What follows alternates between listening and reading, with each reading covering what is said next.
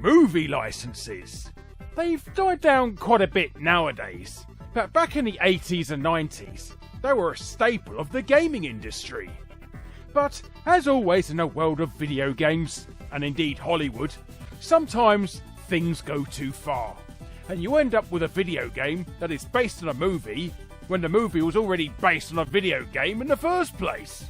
Now, the obvious contender here is the Jean-Claude Van Damme Street Fighter II movie game. Of course! But we don't do obvious here on Fact Hunt. Oh no! This episode, I take a look at the more obscure of these cinematic inceptions, these tracheotomy titles, and these pyramidal pictures. As I say, but hello you. I'm Guru Larry, and I welcome you to Fact Hunt. 5 video games based on movies based on video games.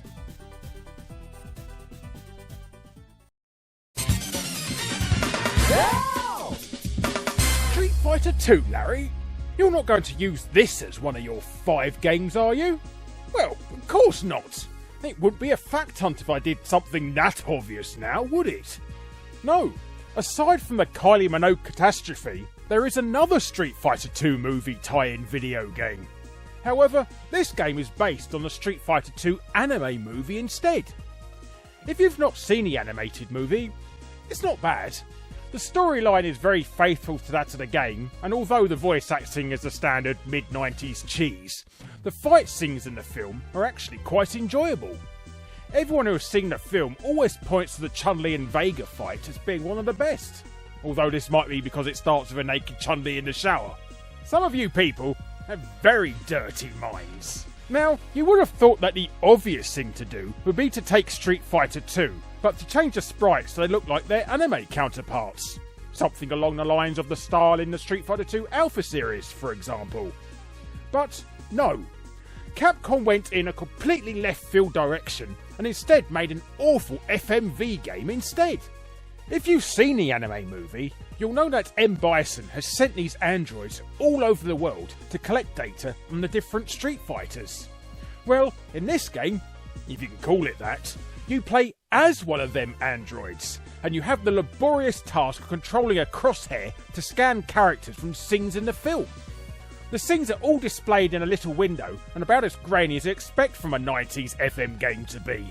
And depending on how many characters you manage to successfully scan, when you do get to the one and only actual fight at the very end of the game, your android will be weaker or stronger as you face off against Ryu, who seems to have an energy bar that just doesn't want to go down for some reason.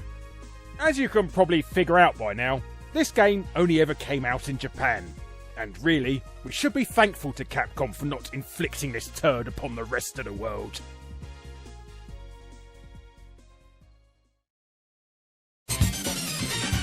Wow!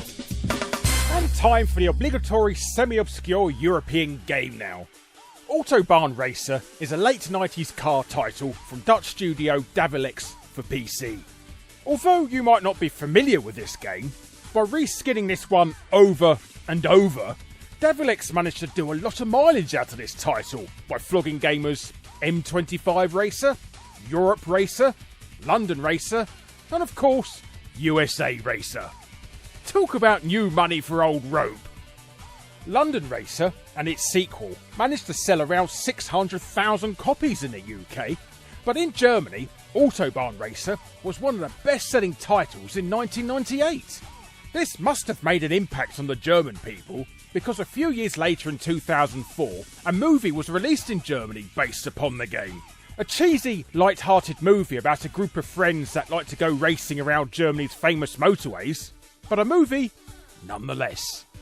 Now, considering how eager Davilex were to endlessly reskin the game in the first place, it was a pretty safe bet that they would want to cash in the movie release of their game and put out a tie-in video game to accompany it. Which is exactly what Davilex did by releasing Autobahn Racer Das Spiel zum Film onto the PlayStation 2 in Germany. And well, it's not very good. Considering the quality of PlayStation 2 racing games at this point in time, Autobahn Raser was really weak in comparison. The frame rate is pretty low, which you could forgive if the graphics were good, but they're not. They're extremely basic looking, and all this is wrapped up in some pretty poor car physics to boot. Mediocre games that were destined straight for the bargain bin was something of a trademark for developer XX, and the company closed down in 2005. The official reason was due to it not being profitable enough, although that just sounds like corporate speak for no one was buying our shovelware.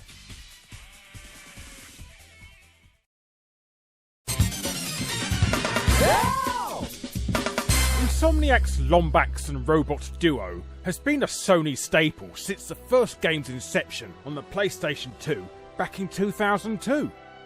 The series has seen entries over the years that cover every PlayStation machine since the PS2, including the Live Fast Die Young PlayStation Vita.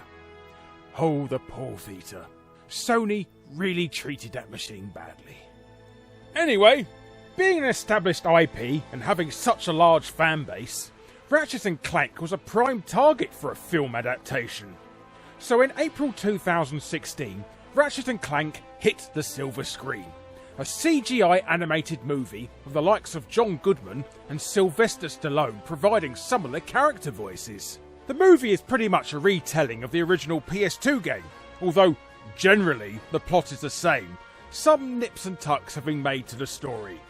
Normally in a situation like this, the default position is to blame Hollywood for not being able to keep their greasy hands away from the source material. But here, Sony and Insomniac were not only directly involved with the film's creation, but at the same time they were making a PS4 game to accompany the movie. Like the film, the game, which is just titled Ratchet and Clank, is a telling of the first game. But now the changes made to the story shown in the movie are present here too in the game. In fact, Insomniac made sure that the assets used to create the CGI movie were able to be brought over to be used in the PS4 game. The PlayStation 4 game was received well by critics, which is in stark contrast to the film, which was panned. So much so that even one of the screenwriters tried to distance himself from it as much as possible. The film's production company, Rainmaker, wasn't too happy with it either.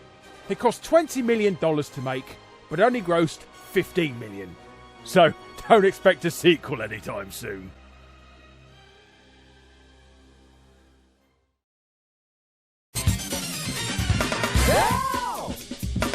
Double Dragon was a huge hit for Technos back in 1987. Bimmy and Jimmy's Adventures spawned multiple ports to home systems as well as sequels. But it never seemed that any of the games that followed the original had anywhere near the same impact on gamers that the first title did. Probably because Double Dragon's style of scrolling beat-em-up had been outdone by superior games like Final Fight and later Streets of Rage. Now, we'll get to the Double Dragon movie in a moment, but I'm going to go for a cheeky little double dip here, because in 1993, an animated series aired on television titled Double Dragon, and was loosely based on the NES port of the first game. It ran for one series of 26 episodes, but this was enough to convince TradeWest to get the license from Technos to create a fifth Double Dragon game. This one was based on the animated series, and if the truth be known, it's pretty dire. But instead of a scrolling beat-em-up, now it was a one-on-one fighter, because this was during the Street Fighter II worldwide phenomena, and when you run out of ideas, you jump on the bandwagon. Anyway, the following year, someone thought the world was crying out for a movie based on the antics of the Lee brothers. This belief was misplaced, however, because even though the budget for the film was only $7.8 million, the movie only grossed around $4.2 million. So that was a bit of a failure. Never mind though, because Technos decided to make another Double Dragon game. Although it too would be a one-on-one fighter again, this was based on the just released, but poorly received movie.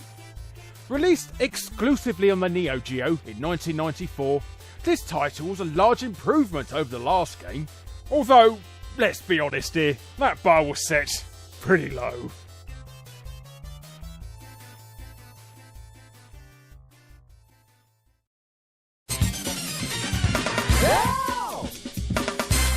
monsters smashing up a city is always fun. The act of destroying buildings is still enjoyable, even in a terrible game like Godzilla on the Dreamcast. So, when a studio combines mindless vandalism with decent gameplay, you have a recipe for success. And success is just what Ballet Midway found with their 1986 arcade smash hit, Rampage. Choose one of 3 monsters and then go on a destruction rampage, hence the name. This game proved to be insanely popular for Midway.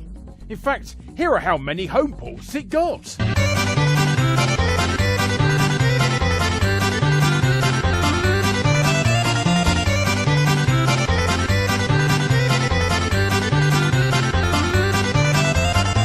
The multiple sequels inevitably followed, but in 2018, someone thought it'd be wise to not only resurrect the Rampage IP, but to convert that into a movie. And just in case the thought of big monsters smashing things up wasn't enough to convince you to see the film, they added Dwayne "The Rock" Johnson in as the lead actor to try and make sure that the film didn't bomb like so many gaming adaptations before it. And it didn't bomb. In fact, it actually did really well at the box office. But it didn't stop there, and a new arcade game was created to celebrate the release of the movie. The graphics were styled the same way as the film, although it retained the gameplay of the classic game. So, what we have ended up with is a classic game became a profitable movie, which then became a decent game. So it just goes to show that if other games want to make a success of this convoluted journey, then it just needs lots of destruction and The Rock. Simple. Well, unless you count that PS2 Spy Hunter game he was in. But that was based on a cancelled movie.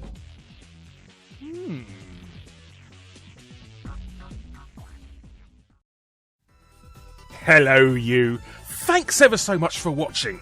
Be sure to subscribe to be first to see future Fact Hunt episodes. Click on the bell if you already are to make sure you're notified. And be sure to check out my other episodes. And if you want to be super awesome, check out my Patreon. But thanks again for watching, and I'll be seeing you next time. Ta-ra for now.